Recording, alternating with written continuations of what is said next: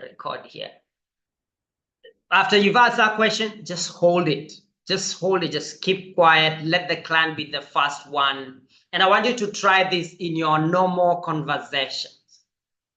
Be patient. Just hold it. Number two, what would you do if you knew this belief was not true? Now, some of us, you're meeting people that are holding on to a belief for a long time. And it's almost like this belief, their life is hanging on to it. And that could be the reason they are not breaking through in what it is that they came for in your coaching. So if you ask them, what would you do if you knew this belief wasn't true? Now you're opening a conversation. Again, slow down to a level where you can feel the rhythm of life. You know, the rhythm of life. Life has a rhythm. Watch a small baby, you know, a few hours born. There's a rhythm in their heart. There's a rhythm in that plant. A river has a rhythm. The sun, there is no struggle. Nature has a rhythm. If you slow down, you can hear, you can feel the rhythm of life.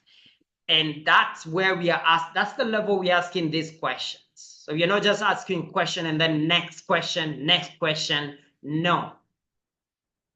The coaching is not in the question. The coaching is in the silence. When the client can reflect and create something new. And this question will shift the focus from belief to potential. Question number 3, how is this belief serving you right now? Very important question. I love this one. Again, you keep quiet, let them be the first one to speak.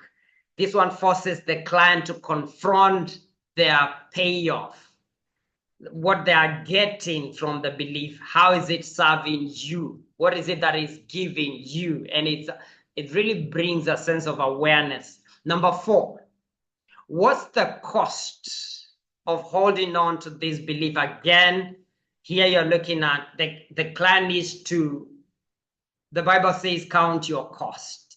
So the client needs to, at this point, reflect on what is it costing them to have this belief. Now, remember, from this time, you've not really taught them anything. You're asking them questions. And with these questions, they're giving you information and they're inviting you in their world to know what is really going on. Okay, question number 5. When did you decide this belief was true? Very important. This one encourages the client to explore where the belief is coming from. And some of the time is childhood and some other stories. So often it's revealing past events. And if the client goes there, let them go there and go there with them. When did you decide? Now, this is also a question of decision. You are empowering them to know you actually decided. It's not the devil. It's not, you know, no one bewitched. This is a decision. When did you decide?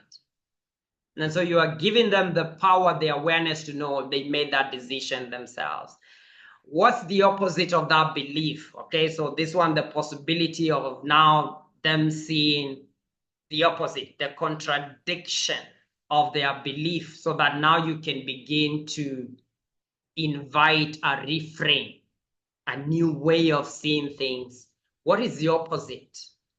Because sometimes we are so focused on our beliefs, we never really look for alternatives.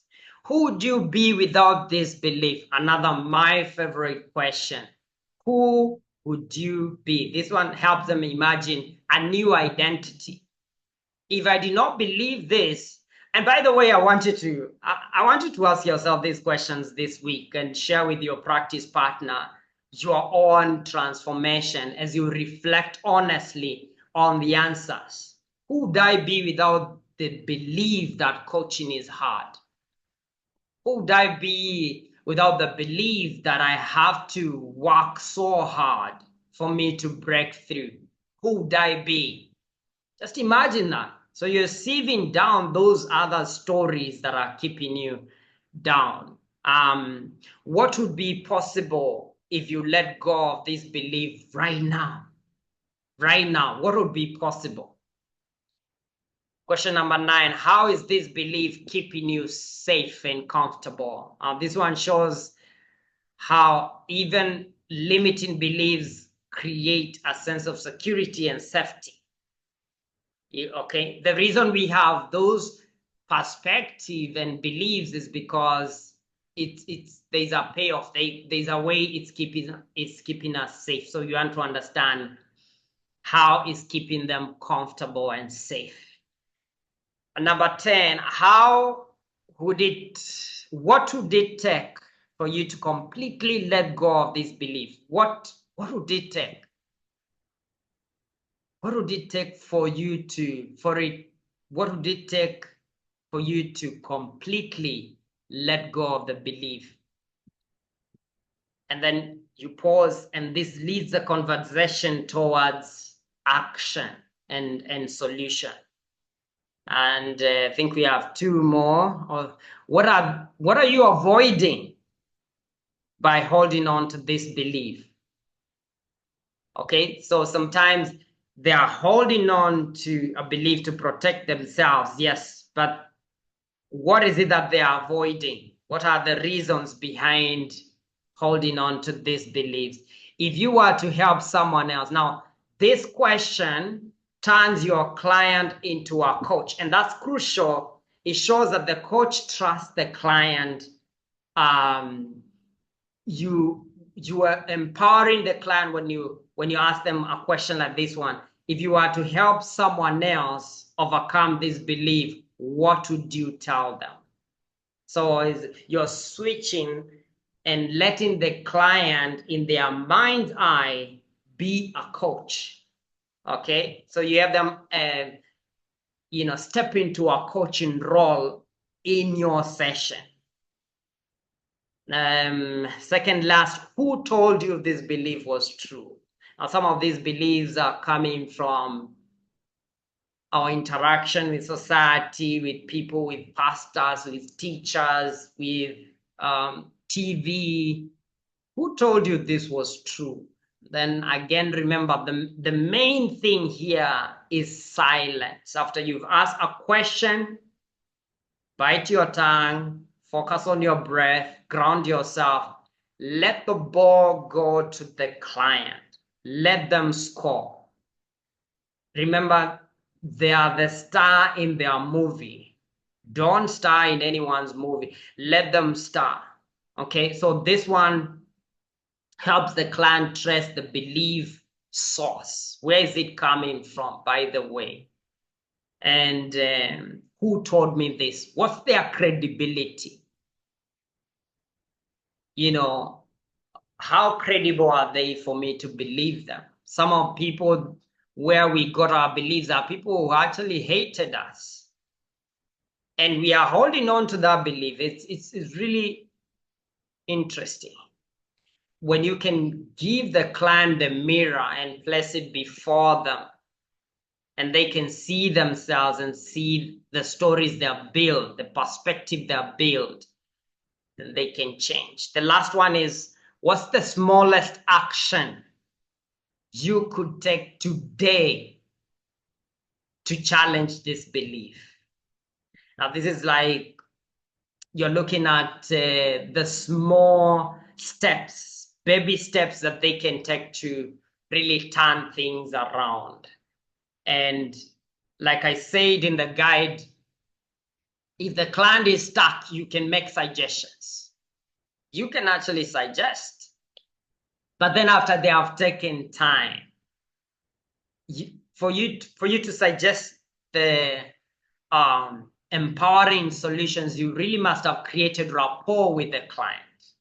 And so that's it. Sorry for taking more time here. I was just, as you were working and coaching each other, I thought I list down some of the deepest breakthrough questions I've asked my clients, and brought the greatest results. And so please, these are questions you can ask yourself. I'll ask Anne to, in case you missed, for those who came for today's session, we only send these to those who came for today's session. She can send to you onto your inbox. Thank you so much, guys. God bless you. Keep coaching, keep shining, keep changing the world. The tools are there, the strategies are there, and you are there. You're ready. You start now. And as you begin to see these results, now you're transitioning from a social coach to a professional one.